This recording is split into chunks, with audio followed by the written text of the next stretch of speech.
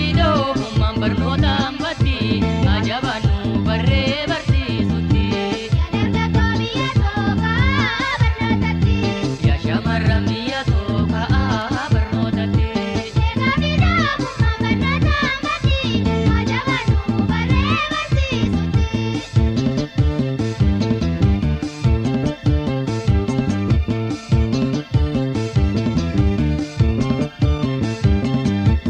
Bu'uura jalqabaa utubaa jireenyaa bu'uura duroominaa diddibboo qabeenyaa naa dura kananii qajeelchituu teenyaa hubadhaa barnoota har'a falli keenya karaa guddaa dhiyoo kan galma jireenyaa bu'uura duroominaa diddibboo qabeenyaa naa dura kananii qajeelchituu teenyaa hubadhaa barnoota har'a falli keenya.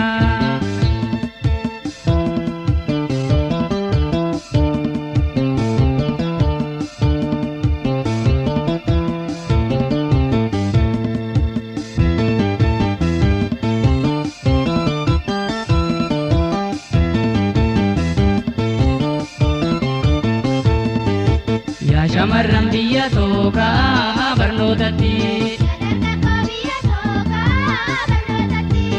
Gaafidoo humnaan barnootaan baddi ajabaanu barree barsiisutti. Yaa shamarran biyya tokkaa barnootatti.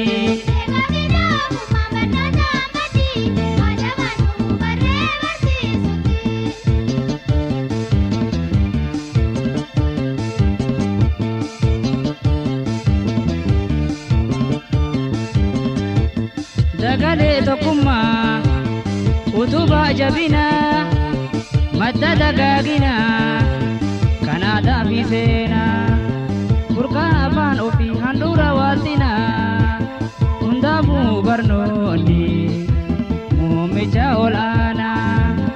Dagalee tokkummaa utubaa jabinaa madda dagaaginaa kanaadhaa fi seenaa burqaa afaan ofii handhuura waaltinaa hundaafuu barnoonni muummicha ol'aanaa.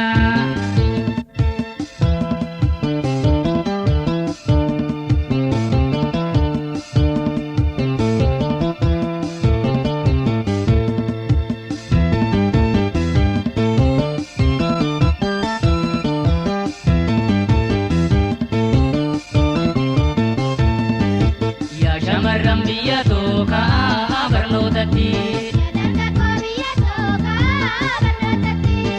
Gaafidoo humnaan barnootaan baddi ajabaanu barree barsiisutti. Yaa shamarran biyya tokkaa barnootatti.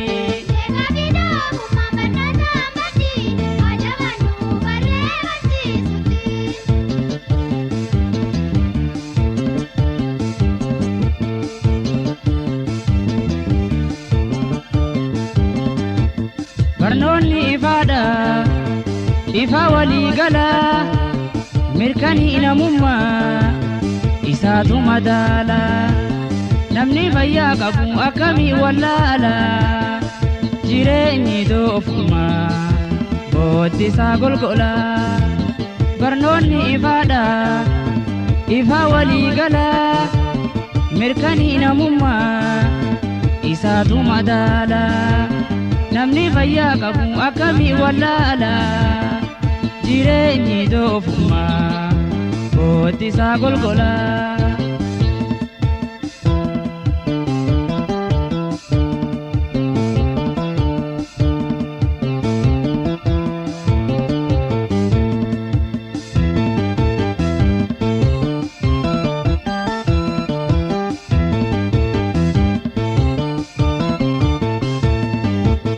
Shamarran biyya tokkaa barnootatti.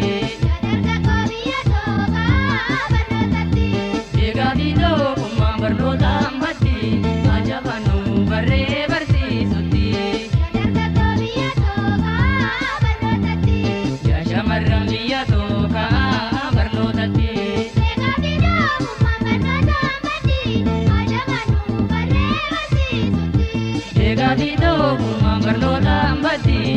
jabaannu